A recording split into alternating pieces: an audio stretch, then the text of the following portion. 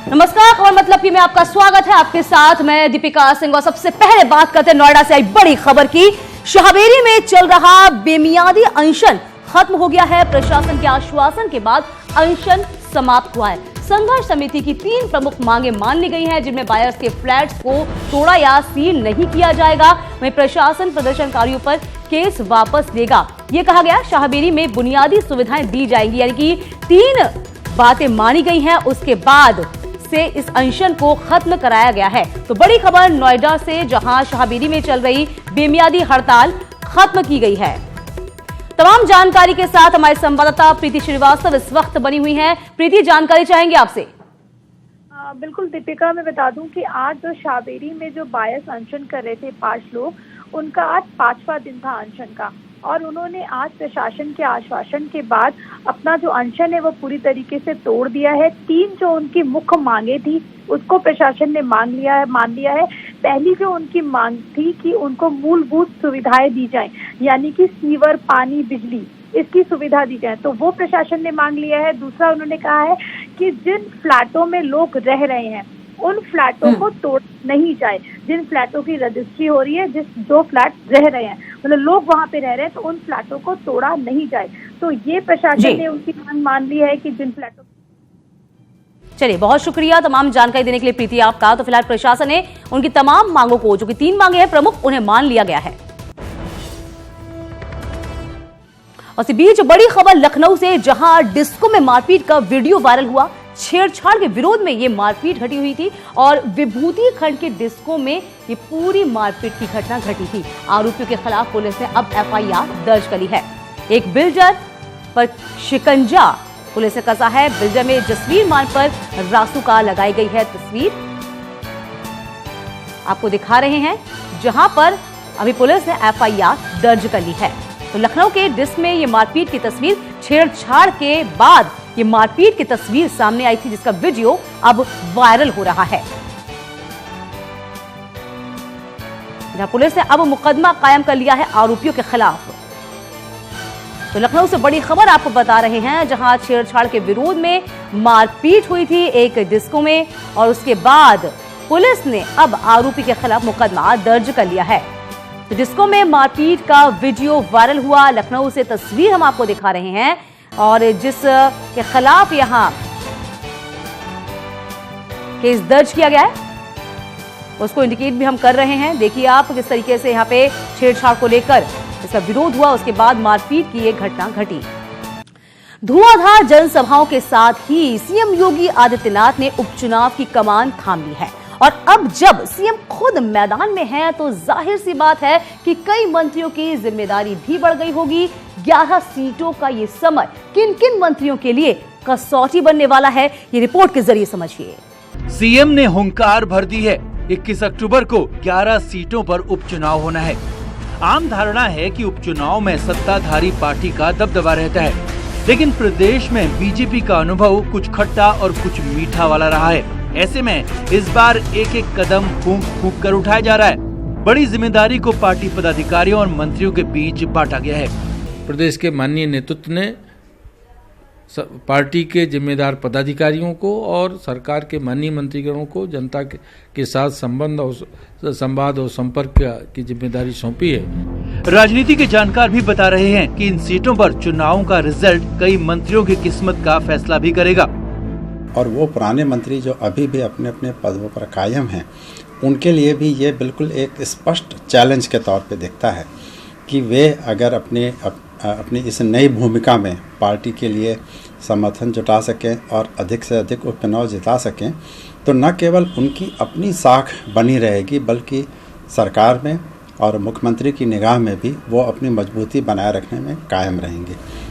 जिन मंत्रियों को उपचुनाव में बड़ी जिम्मेदारी सौंपी गई है, उनमें जलालपुर में ब्रजेश पाठक, मानिकपुर में डॉक्टर महेंद्र सिंह, प्रतापगढ़ में नीलकंठ तिवारी, रामपुर में बलदेव औलख, गंगोह में सूर्य प्रताप शाही और धर्म सिंह सैनी, वहीं इगलास में सुरेश राणा और चौधरी उदयभान सिंह, गोविंदनगर में कमला रानी वरुण और नंद गोपाल नंदी, लखनऊ कैंट में सतीश महाना, आशुतोष टंडन, स्वाति सिंह, जैतपुर में दारा सिंह चौहान, बल्हा में मुकुट बिहारी वर्मा, उपेंद्र तिवारी, रमापति शास्त्री और घोसी में आनंद स्वरूप शुक्ला और अनिल राजभर को जिम्मेदारी दी गई है।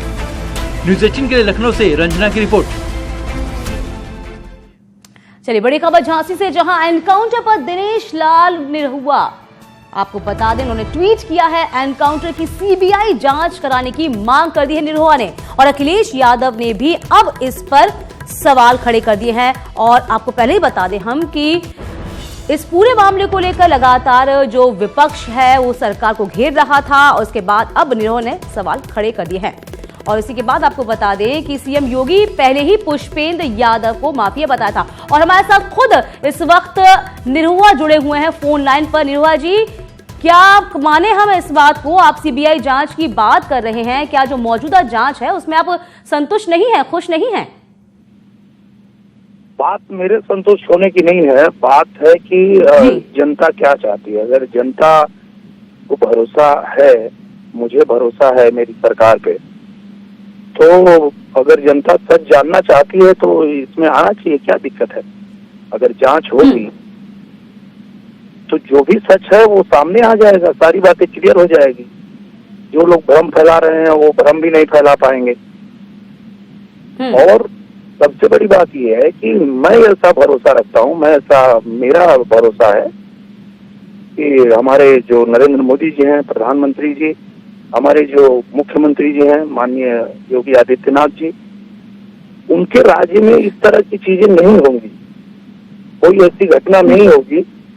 और अगर किसी घटना पे किसी को भी सवाल उठता है तो वो सच सामने आएगा, लोगों का। यहाँ थोड़ा सा मैं आपको रोकना चाहूंगी, यहाँ पर सीएम योगी आदित्यनाथ ने खुद पुष्पेंद्र यादव को माफिया कहा था, तो क्या आप पार्टी लाइन से हटकर जा रहे हैं? क्योंकि ये तो अब सवाल खड़े होंगे ही। मैं ये कहता हूं कि मैं सिर्फ नेता नहीं हूं, मैं एक आम नागरिक भी हूं, और मेरी भी ये सरकार है, मैंने अपना वोट दिया है। अगर लोग मुझसे भी पूछ रहे हैं, सवाल कर रहे हैं, तो मैं तो यही चाहता हूं कि सच सामने आए। तो सच तो जो मौजूदा जांच चल रही है, तो सवाल सिर्फ यही खड़ा होता है ना दिनेश जी, कि कहीं ना कहीं आप इस जांच से संतुष्ट नहीं है। ये मजिस्ट्रियल जांच की बात चल रही है, तो क्या आप उससे खुश नहीं है? खुद सीएम योगी आदित्यनाथ सामने आ चुके हैं, उन्होंने साफ तौर पे कह दिया है कि वह एक माफिया था, उसको लेकर सवाल क्यों खड़े किए जा रहे हैं? मैं ये कहता हूं कि ये प्रूफ हो जाए ना, जब सीबीआई जांच होगी तो ये जो भी आपको दिनेश जी ये चीज ये भी एक सवाल है कहीं ना कहीं कि यदि वो माफिया ही था तो जांच किस बात की होगी? जांच किस बात की होगी? जनता चाहती है इस बात की जांच होगी, और जनता ही सरकार चुनती है ना। और जनता अगर नाखुश है किसी बात से और जनता सवाल कर रही है तो जनता को सच जानने का हक है, उसमें क्या दिक्कत? ये सवाल तो यहाँ विपक्ष ज्यादा कर रहा है, क्योंकि आपने देखा ही होगा कुछ जब से ये पूरा केस हुआ है तब से, चाहे प्रियंका गांधी का ट्वीट हो, चाहे फिर अखिलेश यादव का ट्वीट हो, इन सभी के ट्वीट आ रहे हैं और तमाम पार्टी को लेकर निशाना साधा जा रहा है। और उस पर यदि आप पार्टी के ही एक कद्दावर नेता हैं और आप ही सवाल खड़े करेंगे तो जाहिर सी बात है कि पार्टी कटघरे में खड़ी होगी और विपक्ष को कहीं ना कहीं मौका मिलेगा। आप नहीं समझते ऐसा? नहीं, क्या है कि अगर हमको कटघरे में खड़े होकर सच बताना पड़े तो दिक्कत क्या है? अगर सच जनता के सामने आए और उसके लिए मुझे कटघरे में खड़ा होना पड़े तो मैं खड़ा होने के लिए तैयार हूं ना। चलिए, बहुत शुक्रिया, आपने नेटवर्क 18 से बात की, अपना समय दिया। तो दिनेश लाल निरहुआ हमारे साथ, उन्होंने साफ तौर पे ये कहा कि चाहते हैं सीबीआई जांच हो, चूंकि जनता ये चाहती है कि सीबीआई जांच हो, लेकिन सवाल यही खड़ा हो रहा है जब सीएम योगी आदित्यनाथ कह चुके हैं कि वह एक माफिया था, पुष्पेंद्र यादव माफिया था, तो उसके खिलाफ जांच क्यों हो? और ये लगातार मांग जो है वो उठ रही थी विपक्ष की ओर से, लेकिन अब सवाल ज्यादा खड़े होंगे क्योंकि यहां पार्टी का ही एक नेता सवाल खड़ा कर रहा है कि अब सीबीआई जांच की जाए। चलिए बढ़ते आगे, खबर अंबाला से लेंगे। अंबाला छावनी विधानसभा क्षेत्र में अगर आप किसी के घर में दाखिल होना चाहते हैं तो आपको डोरबेल बजाने की जगह मोदी मोदी चिल्लाना होगा। जी हां, अंबाला छावनी विधानसभा क्षेत्र की एक मुस्लिम बस्ती में मोहल्ले के लोगों ने ही अपने घर के बाहर ये पोस्टर लगा रखे हैं कि डोरबेल खराब है, कृपया दरवाजा खुलवाने के लिए मोदी मोदी चिल्लाओ। अब इस पोस्टर के बारे में बस्ती के लोगों से पूछा गया तो उन्होंने बताया कि जिस तरह से मोदी सरकार ने मुस्लिम महिलाओं को 3 तलाक के अजाब से मुक्ति दिलाई है, इसीलिए वो उन्हीं का समर्थन करते हैं। वहीं लोगों का कहना है कि चुनावी समर में बहुत से प्रत्याशी वोट अपील करने घर आते हैं, बार बार डोल बैल बजा रहे हैं, लिहाजा ये पोस्टर उन्होंने ऐसे ही लोगों के लिए लगाया है। लोगों का ये भी कहना है कि मोदी सरकार ने और भी कई योजनाएं उनके लिए चलाई हैं, इसीलिए उनके लिए उनके नेता मोदी हैं, लिहाजा वो किसी और पार्टी का नेता नहीं चाहते और ये भी नहीं चाहते कि कोई भी नेता उनके घर वोट मांगने आए।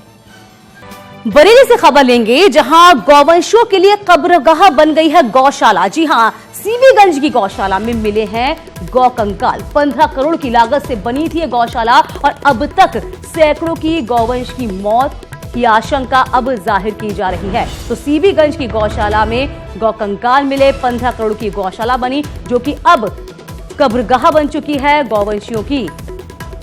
तो बरेली से बड़ी खबर आपको दिखा रहे हैं, जहां गौवंशों के लिए कब्रगाह बन गई गौशाला। और खबर मतलब कि मैं वक्त हुआ छोटे से ब्रेक का। ब्रेक के बाद हम फौरन लौटेंगे कुछ और खास। Welcome back. चलिए अब खबर दिखाते हैं नशे में टल्ली होने की।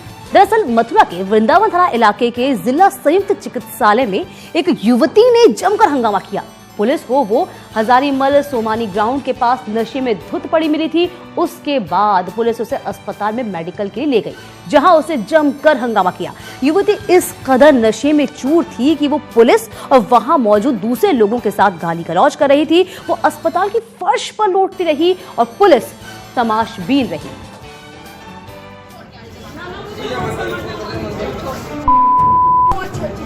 शराब का सुरूर जब सिर चढ़ बोलता है तो कुछ भी होश नहीं रहता है, ना अपना ना ही अपने कपड़ों का।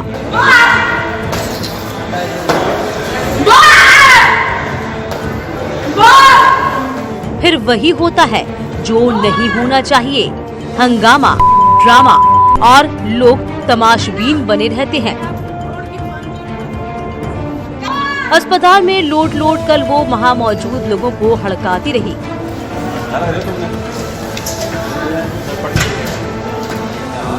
अस्पताल को सिर पर उठा लिया।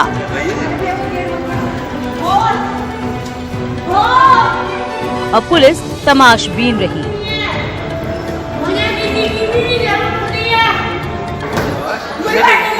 मैं देखूंगा।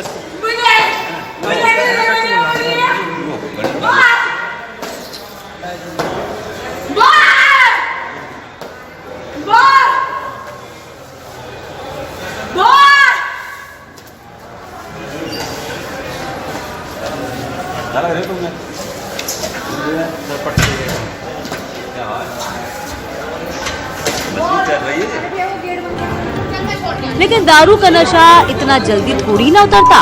करीब 1 घंटे तक उसका ड्रामा चलता रहा। वो इस कदर नशे में चूर थी कि पुलिस और वहां मौजूद अन्य लोगों से भी गाली गलौज कर रही थी।